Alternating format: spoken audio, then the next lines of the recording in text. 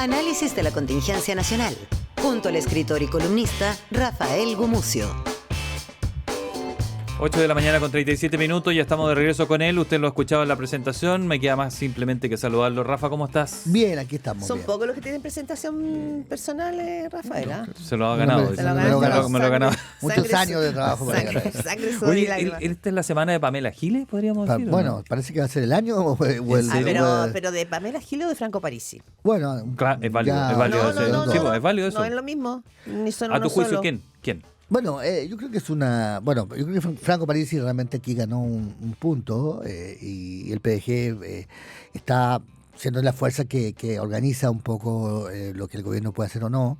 Y Pamela tiene menos importancia en este caso porque la economía no es mucho lo suyo. Pero en todo caso lo que sí queda claro es que hay una forma de hacer política que va a ser bastante a la peruana, digamos, con partidos que van a ser de eje y que van a poder poner su lista de prioridades, digamos. Sí, pero esa es una parte, ¿no? Convertirte en un partido bisagra, dejando probablemente, ¿no es cierto?, sentado en la banca a lo que normalmente era la oposición, ¿no? Que eran coaliciones más claras. Hoy día puede que eso cambie. Pero también es cierto que te abre una nueva puerta, que es como la prueba de la transacción. Que es distinta. Y lo otro que pensaba que Franco Parisi con esto recoge como un sentir de una clase media a la cual el mundo de las izquierdas no están logrando interpretar. Sí, el diputado Valenzuela del PDG nos decía eso y ya, ¿sabes qué? Me decía harto sentido, dijo, sí, para nosotros no es tan complejo lo que estamos haciendo. Nosotros escuchamos a la gente lo que necesita en la calle y lo ponemos en el Parlamento. Claro, eso es lo contrario de la política. La política no es escuchar lo que la gente dice en la calle y interpretarlo, eso porque la gente no sabe realmente. No, dice, se refería a él, nosotros interpretamos su necesidad, no escuchamos sus necesidades Claro. y tratamos de guiar eso. Claro, pero lo que pasa es que ¿No es eso la política, dices tú? No, o sea, la política es mediar eso, porque evidentemente que mi necesidad... Sí, pasar por mi un necesidad, filtro de lo que sensatez, yo veo ¿no? del mundo es lo que yo veo del mundo y no tengo por qué yo hacerme cargo de lo que le pasa al resto del mundo, me tengo que hacer cargo de lo que pasa a mí.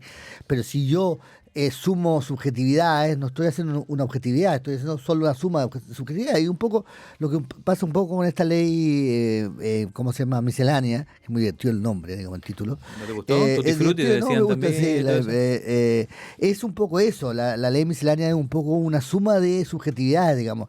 A mí me molesta la contribución, y entonces quito las contribuciones. A mí me molesta el IVA de la medicina, ya, entonces pongo. Y al final es como, al final todo el mundo le molesta cuando el Estado recauda, cuando el Estado pide plata, a todo el mundo le molesta, y a todo el mundo le molesta cuando el Estado no llega y no desembolsa. Esta de la ley madre o la ley miscelánea o la ley o la Beautiful Bill es una idea que bastante buena publicitariamente, bastante inteligente como un modelo, pero totalmente intelectualmente muy pobre, digamos, porque viene a decir que primero los problemas del país son muy fáciles de resolver y que solo una gran ley puede resolver todos los problemas. Y luego que todos los problemas que tiene el país son básicamente problemas económicos y que todos los problemas económicos básicamente son problemas de crecimiento y que todos los problemas de crecimiento son básicamente problemas de exceso de recaudación o de falta y toda esta lógica que va así termina como que todas las cosas se van a un solo problema. Y uno sabe que en política eso, y en la vida eso nunca es así, digamos. Ahora, si logran que haya más crecimiento, va a ser una cosa que yo creo que es muy necesaria. Ahora, las proyecciones financieras que están haciendo de esta propuesta del gobierno es que no es que, o sea, pensemos proyectivamente de aquí al 2029. No es que esto va a ser inmediato, ni el crecimiento va a ser inmediato, o sea, el no hay informe crecimiento de un día para otro, claro. Pero el informe financiero Largo. dice que finalmente mucho de esto va a ir a deuda. Entonces, pero Sí. Independientemente, ya hablamos de Franco Parisi, de lo que representa, pero no le quitemos mérito, el gobierno también logró yo creo que sí, sacar adelante por lo menos llegar con el paquete del plan de reconstrucción, aprobando la idea de legislar. Vamos a ver después qué viene en el particular. Yo creo que es algo bien sentido por todos nosotros, por todos los chilenos, lo teníamos mucho más claro, que es que la falta de crecimiento, que Chile está estancado hace 15 años y que se tiene que trabar, digamos. Eso yo creo que es algo bastante consensual que incluso gente de izquierda podría estar de acuerdo. Quizás las mezclas, la letra chica, que aquí están todo está lleno de letra chica, son otro tema, digamos. Pero sí que hay un problema de falta de inversión y de falta de crecimiento, es algo bastante evidente. No sé si la fórmula, que es una fórmula muy de otra época, sea la adecuada, digamos, que es ¿Quién lo va a saber? Pues si antes, yo creo que todos pretenden crecer, supongo, ¿no? Claro. Ayer el ministro Daniel Mas nos decía, la izquierda no cree en el crecimiento. Bueno, Quizás como fórmula de desarrollo. sí, A ellos les gusta más cobrar el impuesto, pero hay que meterle de alguna Pero- parte y salir esa pero plata. Esa plata. Fox Ley, el gobierno de evidentemente, yo Edwin. dejé de crecer y no... Y no crecí más. no crecí más. Y tampoco es tan terrible. Ya, pero espera, dejar de una cosa. crecer. El gobierno de Patricio Elwin, una figura como Foxley, después Saninat en el caso de Frey, y optaron por había un especial acento por el crecimiento. Pero no crecieron solos, crecieron con un mundo que crecía. Los otros países al lado, y otros que no al lado, crecieron juntos. Fue una época de crecimiento. Y eso fue una política global, a la que Chile se adecuó muy bien y se adecuó, y además que venía de una crisis Claro, económica pero si no gigantesca. creyera, no lo habrían hecho. Bueno, sí, por supuesto, pero Claro. quiero decir que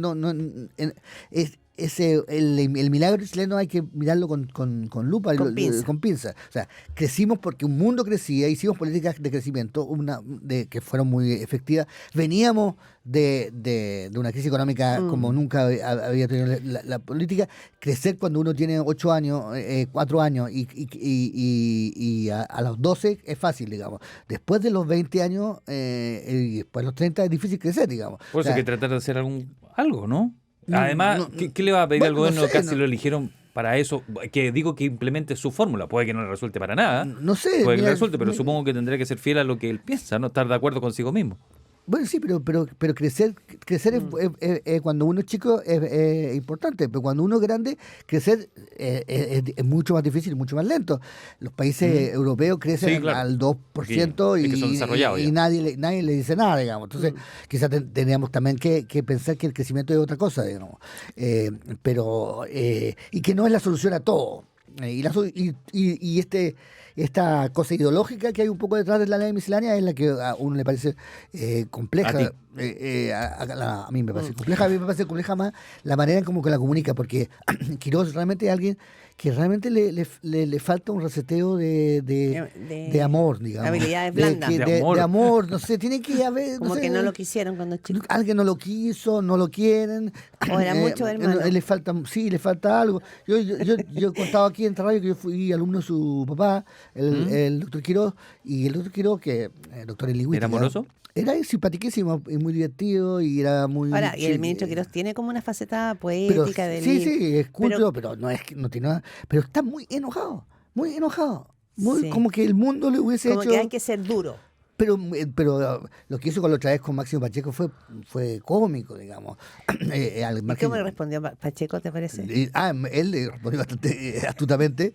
Yo creo que la crítica de Quirós, yo la entiendo y estoy un poco de acuerdo. De la falta de autocrítica. Sí, Sí. pero bueno, pero eso lo hace un periodista, eso lo tiene que hacer un periodista, un opinólogo, no un ministro de Hacienda. No es serio que un ministro de Hacienda se ponga a pelear así como, ¿pero qué te crees todo? ¿Eres optimista? ¿Pero qué te crees todo? Tu informe es una Oye. Entonces era muy barrio bajero, digamos. Y Máximo lo subió Ahora, un poco a nivel. él ha dicho que de un ministro de Hacienda no se espera que sea simpático. No, No, es pero un- antipático. Mm. O sea, Ya, pero a ver, enojado. hagamos una mirada breve. ¿Quién ministro para cierta era simpático? ¿Quién? De Hacienda. Nicolás Aguirre era simpático. Bueno, simpático? En la vida real es lo más simpático. Es que lo más hay. Ya, simpático que hay, pero sí. en el Pero cargo, en el cargo. No, pero tenía una cosa Serio. que era serio, pero también tenía como unas salidas que eran interesantes. El sí. Mandrake, el mago, cosas como Sí, que claro. tenía una cosa coloquial. Velasco. Andrés Velasco. Encantado en la vida real, pero. Y era No, serio. pero no estamos hablando de la vida real, estamos hablando de ministro de Hacienda. No es que yo creo que usted en la vida real tampoco es simpático. Ah, tú dijiste que no. No sé, no lo conozco. Ah. Me gustaría que me pueda llamar por Pesado teléfono. 24, ¿Que te llamen? 24, Que me llame, 7. ya conversamos. O sea, 24/7 pesado a tu juicio. Bueno, Arena era pesado. po. Arena sí, no era muy simpático. Marcel era cortogenio. Pero simpático. Pero igual. simpático. O sea, no sé si simpático, pero Fo- neutro. Fokker era un encanto. Aninat. Aninat estaba Era loco, así que era chistoso. sí. Eh, Pero eh, también era duro. ¿Y Larraín con Sebastián Piñera? sí, hay algo para el rol, pero esto de. Sí, pero hay que vivir el cargo. pero- ¿no? Yo no, pero- no me imagino. pero Me esto de estoy echarle haciendo buena onda. pero echarle Sí. la Si choreada. eres buena Pero- onda, eres el papá que pasa plata cuando No, te viene a cada rato, pero- ¿o no? No, pero quiere decir que no está bien, pero decir, no, nica. Vos, pues te vas a decir que sí, que te creí. Ya. Todo, Entonces, ay, ¿prefieres Hacerle que te parece diga- más soberbio que pero que antipático. total. Prefiero que digan no, no hay plata. Además que hay un momento que la soberbia se transforma en inseguridad. Y En ahí tu cuenta. Claro, que no es la pesadez, sino la es una soberbia. cosa, es una inseguridad, yo creo que una inseguridad intelectual muy fuerte, es un tipo muy inteligente, muy capaz, Astuto. pero no conoce muy bien, pero no es reconocido en este terreno, digamos. No tiene, no es conocido como alguien que sepa de macroeconomía, sino de microeconomía. En su terreno no hay nadie que diga que no es bueno. Pero yo creo que hay una inseguridad y hay como Oye, aquí, ahora, estaba viendo algunas encuestas para cerrar el viernes, salió la encuesta en el Mercurio de Black and White, que muestra lo que ya veníamos viendo, ¿no? La percepción de la ciudadanía respecto de este plan de reconstrucción y que va segmentando, ¿no es cierto?, punto por punto. Pero lo fundamental, hay como un empate en el fondo entre el proyecto mismo, ¿no? De quienes están por aprobarlo y de quienes están por rechazarlo. Y CADEM esta mañana también entregó una encuesta en que incluso preguntan por Bachelet, que ha sido otro de los temas de la semana, pero respecto al plan de reconstrucción, que comenzó su debate legislativo, el 47% está de acuerdo con la iniciativa y un 47% está en desacuerdo. sí. Es que es interesante porque finalmente esto te deja a la opinión pública partida en dos. No, 47. pero yo decía la semana pasada, insistía, que si hubiesen hecho ese plan en los primeros días, Sí, decía esto tú. habría sido 90% de acuerdo. Porque yo creo que yo sé que hay una cosa transversal. Yo no voté por ese gobierno, pero si tú me dices que va a haber crecimiento y que incluso para que haya crecimiento hay que bajar los impuestos a las empresas, eso, yo estoy de acuerdo. Porque estoy bastante desesperado, como todos nosotros, de que falta plata. Pero si lo hicieron después de un mes de decir no va a haber plata de todas maneras, o sea, además vamos a bajar los impuestos, además vamos a bajarla y además no va a haber plata, ese fue un muy mal mensaje que estaba muy mal hecho. Pero yo quería, antes de terminar, a mí me obsesionó un tema. ¿Cuál tema? No, la ministra Nicolás dijo que La ministra de Ciencia. Sí, Science and Technology. ¿Ya? And Technology. No, the Minister of Science and Technology. Science. Of Technology Ya, pero di tu on punto. startup. Tu punto. Mucha vuelta. Dijo que agradecía Pobre. la pobre que era una bendición. Después le explicó que era porque Una bendición haber sido pobres. bueno, y después mucha gente del otro lado dijo, no, tú llegaste a ser quien eres a pesar de ser pobre, a pesar de la maldición de ser pobre. Y me llamó la atención de que tanta gente desde la izquierda o de la oposición, hablando de la pobreza como algo, una especie de peste, como una especie de mancha terrible. Y pensé en eso y pensé que desde la perspectiva de los cristianos, la perspectiva de los taoístas, de los budistas, de los estoicistas y de muchas filosofías de la pobreza, es una bendición. Estamos hablando no de la miseria. Entonces tenía argumentos ella. Yo creo que sí. Comprendiste su totalmente, argumento. pero ella lo dice como la pobreza me ayuda a superar la pobreza. Pero porque me llama la atención el consenso nacional, y este gobierno es parte también de ese consenso, de que la pobreza es algo terrible, casi una especie de sucedáneo del infierno, y que la riqueza es algo maravilloso, El increíble paraíso. y el paraíso. Esto no se sustenta en ninguna realidad física, ni siquiera los pobres en Chile en promedio viven menos, pero las personas más longevas del mundo son casi todas pobres o de extracción humilde. Los pobres, los ricos no son más inteligentes, no son más simpáticos, no son más felices, no son más... Y la riqueza no es sinónimo de ningún mérito. No, la pobreza sí te hace todo más difícil. Todo más difícil. Pero ¿y eso es malo? ¿Tú crees que no, o sea, no lo es? Sí, sí, yo creo que eso es la verdad. Eso está más cerca de la realidad. La realidad es que son mortales. Los ricos podemos quizás a veces olvidarlo. Los ricos también lloran. Pero quiero decir que toda esta locura en torno a la riqueza y en torno a la pobreza es algo que al mismo tiempo nos obliga a cuestionarnos nuestra propia cultura. Si somos educados en el catolicismo, en el cristianismo, casi todos nosotros, y nos dice que la pobreza es una bendición y que ser pobre es algo maravilloso, y luego cuando crecemos, vamos a la universidad y tenemos que ir a la institución que va a la superación de la pobreza, ¿cómo se llama?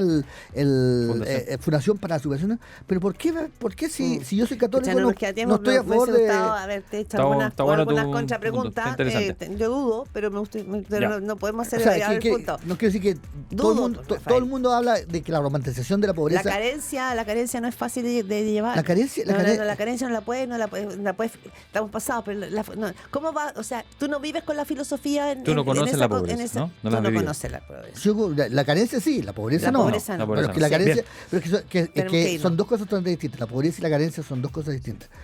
La carencia, Trump es una persona que más carece en el mundo, y no digamos que es pobre. Es la persona más miserable que yo he conocido. Claro. Bueno, pero por eso te estoy diciendo que es una gran discusión filosófica. No, sí, con esto me Es como estoy ganando el odio es de como la todos, pero- macroeconomía. Vamos a la Pero micro. bueno, se sumen a la fila nomás. Ya, Rafael, Ya, como que esté bien, Rafa, escritor y chao. columnista, gracias.